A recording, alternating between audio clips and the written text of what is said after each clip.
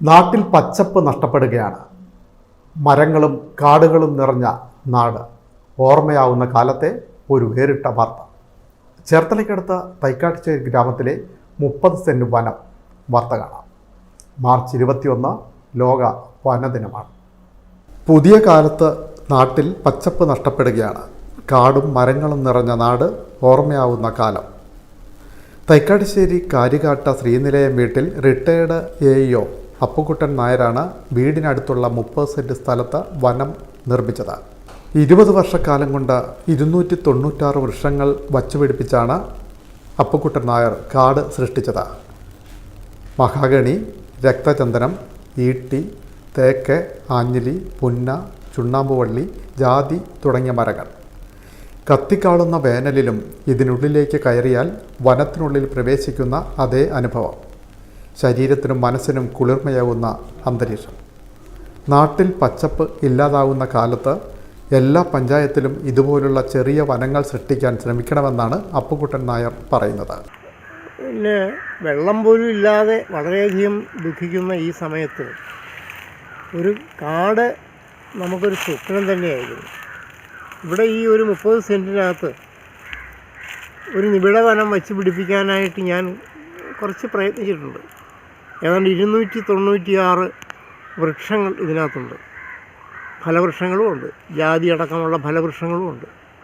സ്വാഭാവിക വനം, അതായത് ബയോഡൈവേഴ്സിറ്റിക്കാർ ഇവിടെ വിസിറ്റ് ചെയ്തിട്ട് കാട്ടിലുണ്ടാകുന്ന അതേ ചീവീടുകൾ, പലകൾ പോലും ചീവീട് കരയുന്ന ഒരവസ്ഥയൊക്കെ ഇവിടെ ഉണ്ട്. എത്ര കഠിനമായ വേനൽക്കാലത്തും ഇതിൻ്റെ അകത്ത് വന്ന് നിൽക്കുമ്പോൾ നമുക്ക് കിട്ടുന്ന ഒരു വലിയൊരു ആശ്വാസമാണ്. പ്രത്യേകിച്ചും പകൽ സമയത്ത് നമുക്ക് ധാരാളം ഓക്സിജൻ ഇതിനകത്തുനിന്ന് കിട്ടും.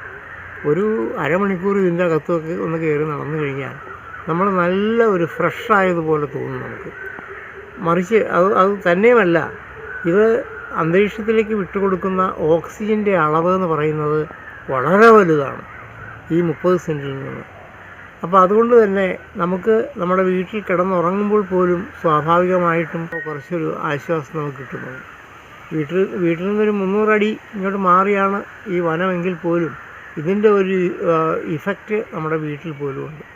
എൻ്റെ അഭിപ്രായത്തിൽ ഒരു പഞ്ചായത്തിൽ ഓരോ വാർഡിലും ചുരുങ്ങിയത് ഒരു അര ഏക്കറെങ്കിലുമുള്ള വനം പഞ്ചായത്തുകൾ വച്ചു പിടിപ്പിച്ചാൽ ആ പഞ്ചായത്തിന് ആവശ്യമായ ഓക്സിജൻ്റെ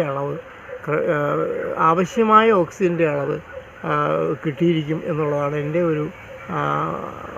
ഒരു അഭിപ്രായം. 2 പതിറ്റാണ്ടിലേറെയായി അപ്പുക്കുട്ടൻ നായർ നടത്തുന്ന നിതാന്തമായ പരിശ്രമത്തിൻ്റെ ഫലമാണ് ഈ വനം. ജൈവ വൈവിധ്യ പഠന വിഭാഗം ഇവിടെ എത്തി സ്വാഭാവിക വനമാതൃകയെന്ന് വിലയിരുത്തി. പക്ഷികൾ ഉൾപ്പെടെ നിരവധിയായ ജീവികളുടെ ആവാസ കേന്ദ്രം.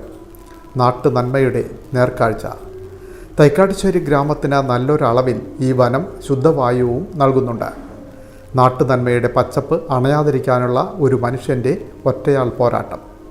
തൈക്കാട്ടുശ്ശേരി ലാല സ്റ്റുഡിയോ ഉടമ ലാല നായർ പകർത്തിയ ദൃശ്യങ്ങൾ. ലോക വനദിനത്തിൽ ഈ വാർത്ത ഞങ്ങൾ സമൂഹത്തിന് സമർപ്പിക്കുന്നു. വിൻമീഡിയ, ചേർത്തല.